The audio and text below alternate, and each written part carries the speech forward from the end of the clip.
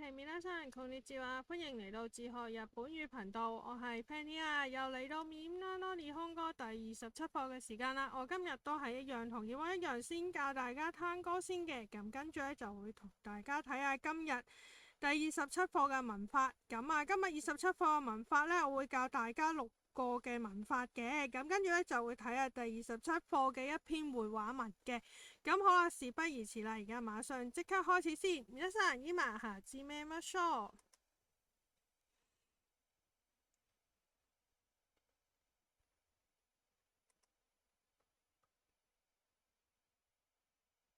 咁好啦，咁今日第一個聽歌呢，就係はっきり，咁啊清楚地咁解嘅。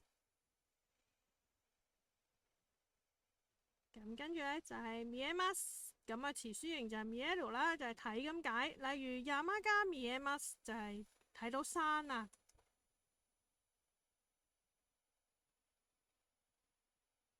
咁啊，跟住呢，就係できます，詞書形就係できる。例如咁啊，道ができます就係建好道路啦。咁啊，而できます咧呢個動詞嘅用法呢，就係建好啊，交上朋友啊，或者做好一餐飯咁解嘅。鳥咁啊，雀仔咁解。聲咁啊，人或者動物發出嘅聲音咁解啦。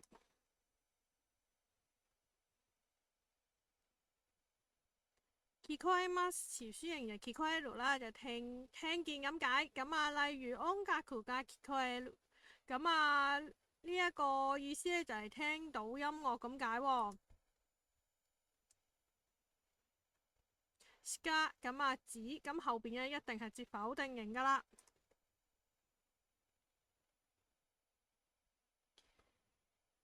マンション咁啊公寓咁解啦。pet 咁啊寵物咁解啦，嚟自英文 pet 啦。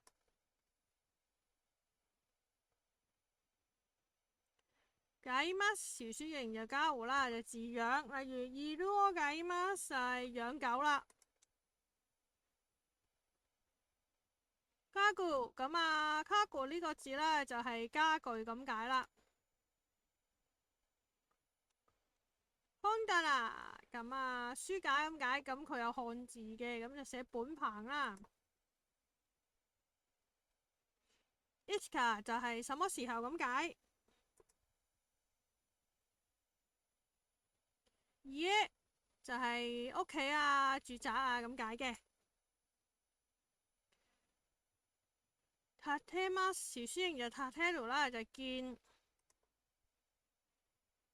素晴らしい就係好勁啊、好好啊咁解啦。花火煙花咁佢漢字寫花火啊。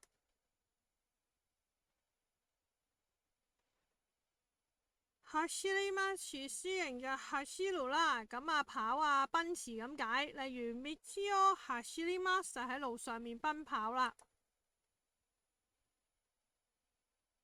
心配咁啊漢字係寫心配啦，咁啊擔心咁解嘅。波係波啊，波浪咁解啦。cleaning 咁啊嚟自英文 cleaning 啦，咁啊乾洗啊洗衣咁解啦。他の其他的咁解啦。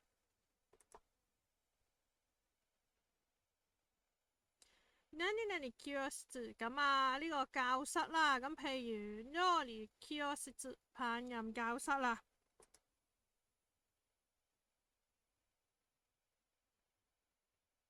開きます詞書形就開く啦，咁啊開啊舉辦啦。例如教室嘅教室を開きます，咁我呢度打多咗個 A 字，咁啊改改先，等等啦。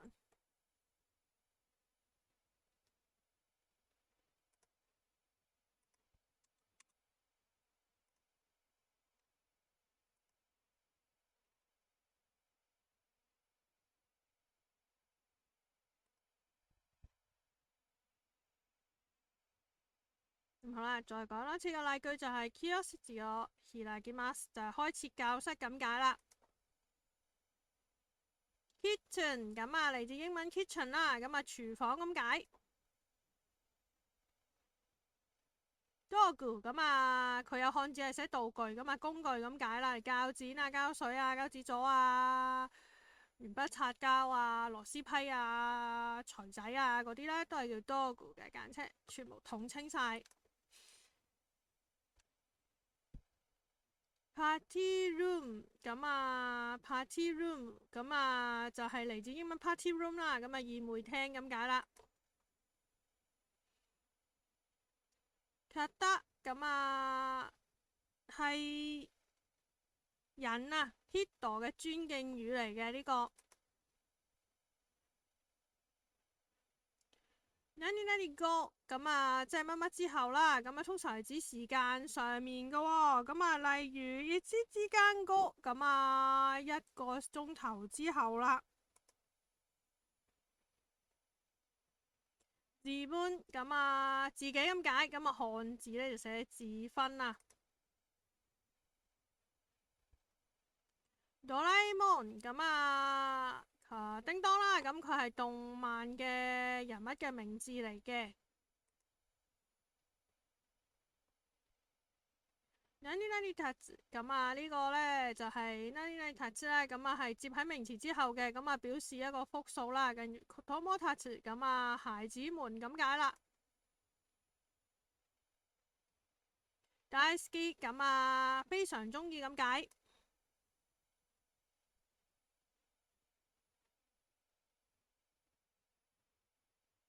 主人公咁啊主人公咁解啦，一樣啦，漢字都係。卡塔字就係佢漢字寫形啦，咁啊代表形狀啊樣子咁解啦。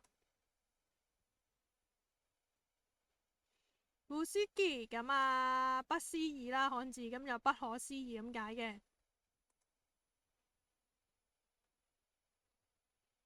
pocket 咁啊嚟自英文 pocket 口袋隻袋啦。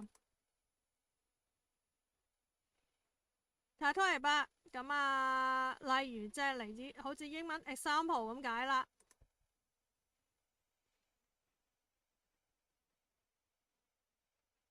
Takekoputer咁啊呢個竹蜻蜓啊叮當攞嚟飛上天空嗰嚿嘢啦，好啦。Time television 咁啊嚟自英文 time television 咁啊時間電視咁解啦。つけます詞書形就つける啦，咁就戴上咁解啦。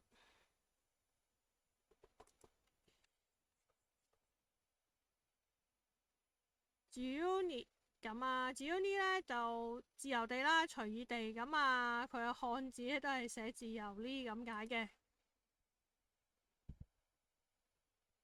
Solar 天空啦，咁啊漢字係寫空啦。飛びます詞書形咧就飛ぶ咁啊飛咁解啦。昔過去以前，咁佢漢字係寫識啦。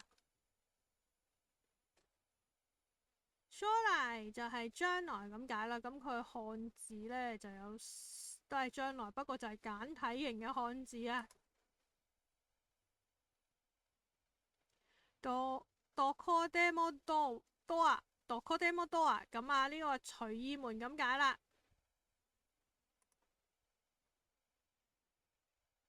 好啦，咁啊嚟到文法嘅時間啦，咁我今日咧會教大家6個嘅文法嘅。咁啊，第一個就係可能嘅動詞啦。咁咩叫可能嘅動詞呢？就表示可能嘅形式除，咁佢用法呢，就係除咗名詞或者動詞嘅詞書形加 koto 加 dekimasu 呢一個嘅形式之外啦，咁啊仲有一個形式就叫做可能嘅動詞。咁啊點樣為之可能嘅動詞呢？kaku，咁我哋就將佢變成 kakeru。咁啊，mas 型係 kakemas，梯型 kakede，咁啊，拉型係 kakenai 啦。卡烏我哋將佢變成 kairu，kaimas，買爹買奶食べる咧，咁啊呢個咧嘅用法咧就會直接加個拉嚟落去嘅，咁就乜成喺度一樣啦，食べられます啦，聽型一樣啦，食べられて，咁呢個一樣啦，食べられない，呢個就一樣啦。来る就来ない，来られる就係來られます，來られて來られない。するできるできましてしない嘅。咁第二個呢，就係講啦，可能型嘅用法呢，就係可能型嘅動詞呢，表示狀態唔係動作喎。可能嘅動詞嘅對象呢，原則上係用加嚟表示嘅，所以呢，我哋就會將個助詞を呢，就要需要變成加啦。咁啊，譬如話私は日本語話します，我講日語啦。咁但係咧，如果我哋將佢變成咧可能型嘅時候咧，我哋就會將個我咧變做加噶啦。私は日本語が話せます，我能夠講日語嘅。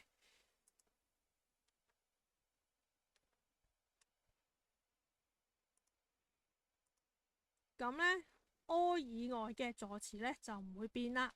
例如一人で病院へ行けますか？你能唔能夠一個人去醫院啊？或者田中さんに会えませんでした？你冇可能會見到田中噶喎。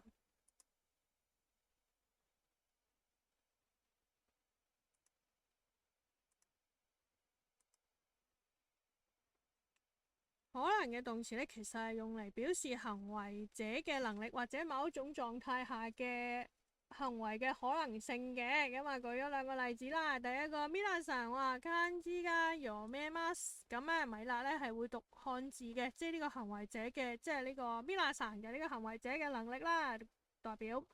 咁啊，第二個就この銀行でドルが買えられます。呢間銀行呢可以換呢個美金嘅。咁啊，呢個呢就係代表間銀行啦，係某一個狀態上面嘅行為嘅可能性咁解㗎。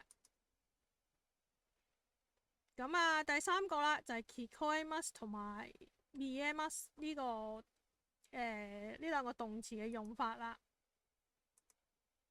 係呢兩個動詞嘅用法呢，係表示喺冇任何嘅意識之下啦，某一個對象物自然咁進入視野啦，或者自然咁樣聽到嗰啲音樂啊傳到去耳仔裏邊，咁啊對象呢，就一定用加嚟到表示嘅。例如坐新幹線，我見到富士山，呢啲係好自然咁我見到嘅。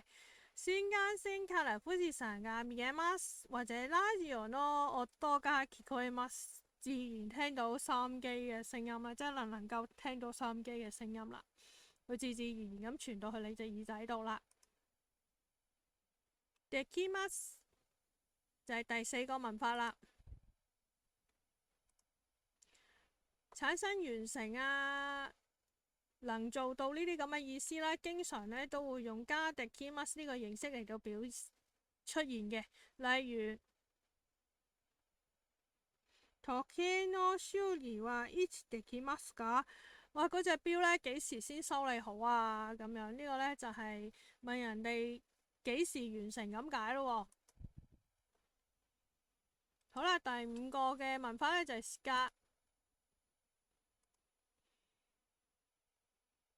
呢個時間呢個咁嘅文法呢，係比較含蓄咁樣表示不能唔係好充分嘅意思，接喺名詞數量詞嘅後面，咁後邊呢，一定係接否定嘅。咁強調除咗時間之前嗰個詞語呢，全部都否定嘅，全部都唔係嘅。咁名詞後面呢，就接加或者柯嘅時候呢，就要去掉晒所有助詞，直接接呢個時間啦。例如羅馬字時間書けません。只係識寫羅馬字啫，即係羅馬字以外嗰啲呢，就可能唔識寫噶啦。好啦，第六個嘅文法呢，就係名詞對比啦。哇咧，除咗表示主題之外咧，仲可以表示對比嘅功能，例如 Kiro は山が見えましたが Kiro は見えません。琴日咧就睇到個山喎，今日睇唔到啦，咁可能大霧啊，咁所以咧今日就睇唔到個山啦。咁好啦，就嚟到最後一個啦，就係會話練習啦。咁先聽一次，究竟呢篇會話文係講啲咩先？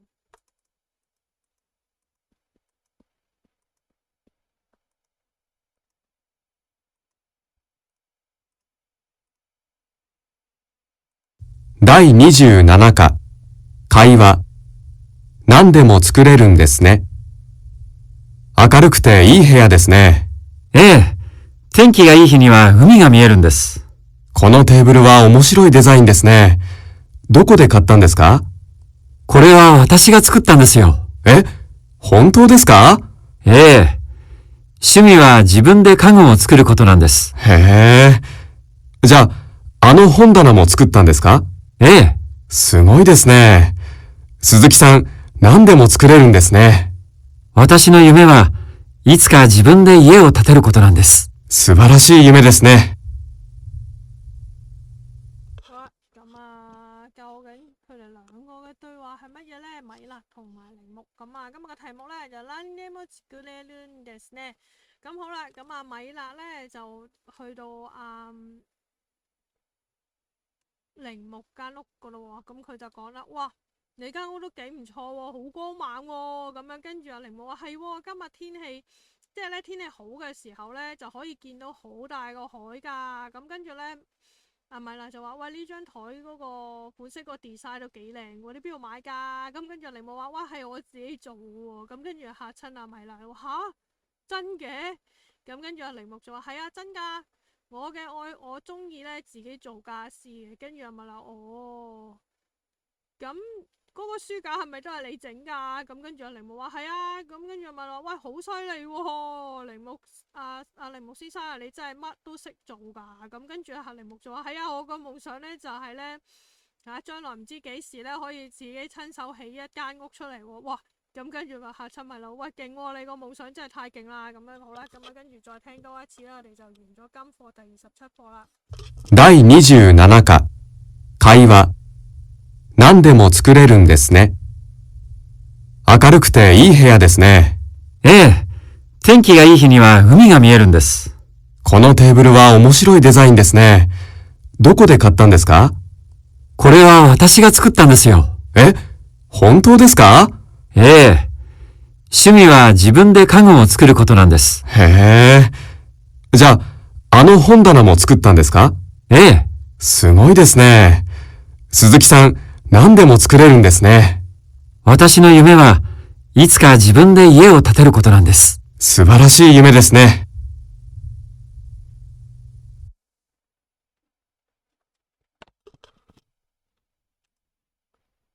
好啦，咁今日第27課呢，咁我就教咗大家呢個可能嘅動詞啦、時間啦、できます啦、名詞哇，做一個對比嘅。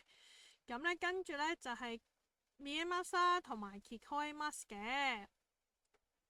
咁好啦，咁今日呢，第27課呢嘅時間呢，就差唔多啦。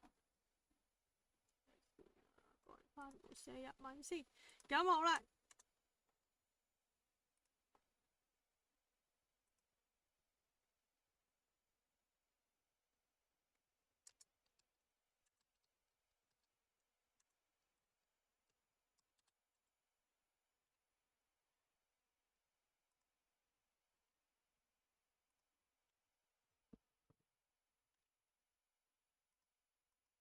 好啦，改翻啦，好啦，咁啊，第27課嘅時間呢就差唔多啦，咁啊，下個禮拜繼續同樣時間繼續教埋大家呢個みんなの日本語第28課啦。好啦，皆さんお疲れ様でした。また，拜拜。